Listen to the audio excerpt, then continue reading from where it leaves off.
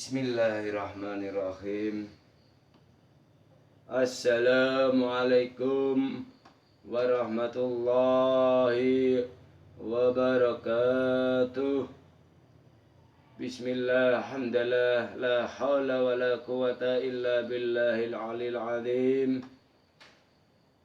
Subhanallah walhamdulillah, wa la ilaha illallah, wallahu akbar, la hawla wa la quwata illa billahil alil azim.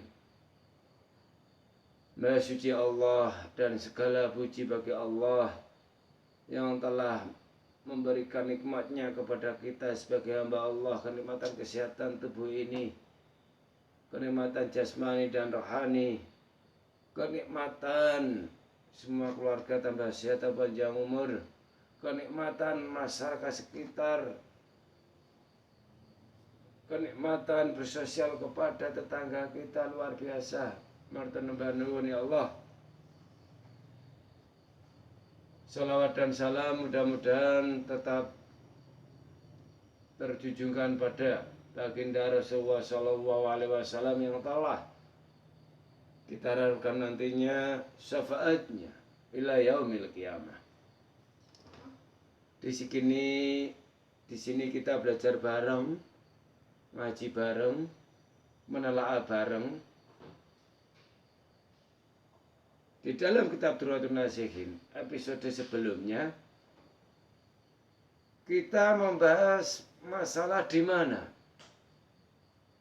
Allah akan menulis orang itu termasuk orang-orang yang bersabar dan bersyukur. Orang yang bersabar itu bagaimana? Orang yang bersyukur bagaimana? Di dalam kitab Durratun Nasihin adalah orang yang bersabar itu adalah di dalam hal dunia, hal akhirat.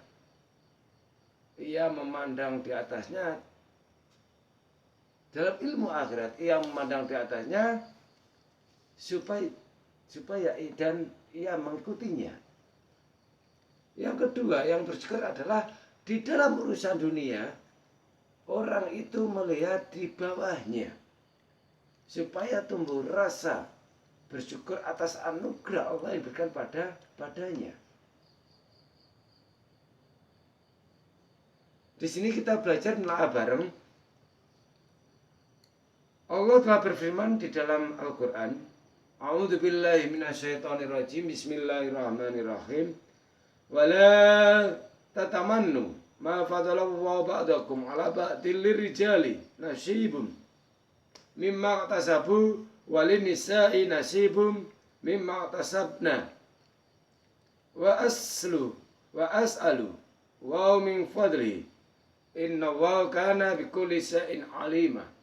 Yang artinya, janganlah kamu iri hati terhadap apa-apa yang telah dikaruniakan Allah kepada sebagian kamu lebih banyak dari sebagian yang lain. Karena bagian orang laki-laki ada dari apa yang mereka usahakan, dan bagi para wanita ada bagian dari apa yang mereka usahakan. Dan mohonlah kepada Allah atas sebagian karunia-Nya.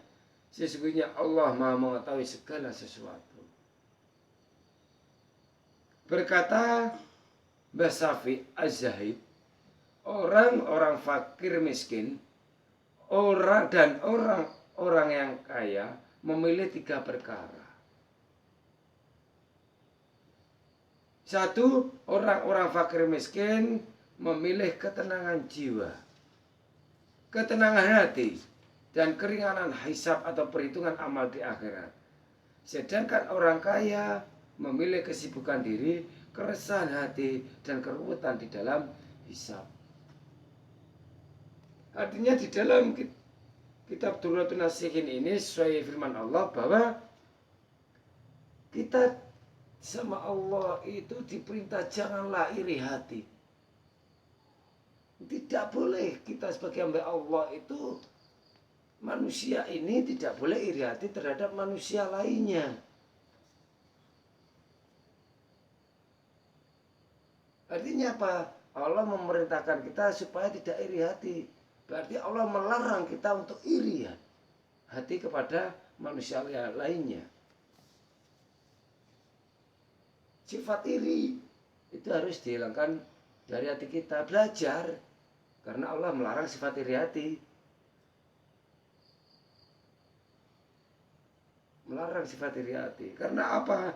Allah itu menganugerahkan kepada sebagian manusia itu lebih.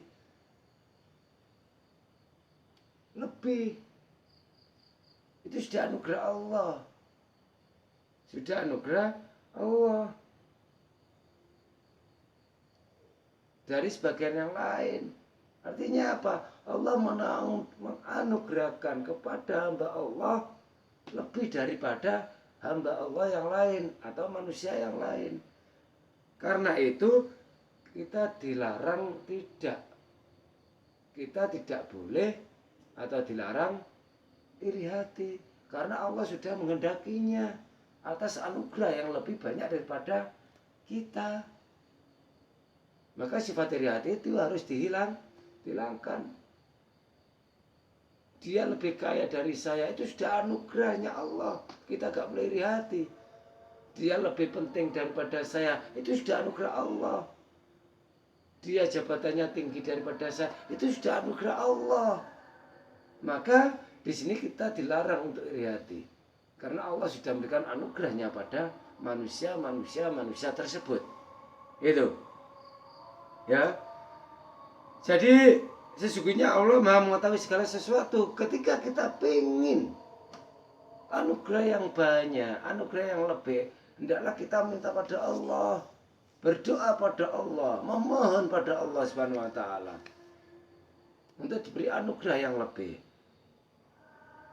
Berkata Mbah Syafi'i Az-Zahid bahwa orang-orang fakir dan orang-orang kaya itu memilih tiga perkara. Yang pertama, orang fakir itu memilih satu, ketenangan jiwa, 2, ketenangan hati, 3, keringanan hisab di perhitungan amal di akhirat nanti. Itu orang fakir miskin. Dia mempunyai 3 perkara untuk memilih ketenangan jiwa, ketenangan hati, keringanan hisab di akhirat nanti. Sedangkan orang-orang kaya memilih kesibukannya sendiri. 3-nya, 1, kesibukan sendiri, keresahan hati dan ruwetan di dalam hisab. Namun ini semua ketika kita sudah minta anugerah pada Allah, diberi kaya, berdoa ingin kaya, diberi kaya, tapi kita sudah pintar, kita sudah nasarufkan kepada hal-hal kebaikan, tasarufkan ke pesantren, lembaga pendidikan, santunan anak yatim, itu luar biasa. Nanti amal-amal itu akan membawa kita ke surganya Allah Subhanahu wa ta'ala. Jadi ketika kita punya harta, tasarufkan itu kepada orang-orang yang membutuhkan, fakir miskin, santunan anak yatim, orang yang membutuhkan dan sebagainya. Monggo kita belajar bersama-sama bahwa sesuatu yang ada di dunia ini adalah milik Allah, amanat Allah. Jika kita diberi kaya, berarti itu amanat Allah untuk kita membantu sesama yang lain, untuk mentasarufkan kekayaan kita, sebagian kekayaan kita kepada orang-orang yang membutuhkannya, termasuk fakir miskin, anak yatim dan lain sebagainya. Itu amanat Allah. Oke, moga kita belajar di sini. Mudah-mudahan kita termasuk orang-orang yang diridhai Allah, orang-orang yang diberi amanat, yang dapat menjalankan amanat Allah dengan baik dan barokah. Wala ala bisawab, ihdinas siratal mustaqim. Wassalamualaikum warahmatullahi wabarakatuh.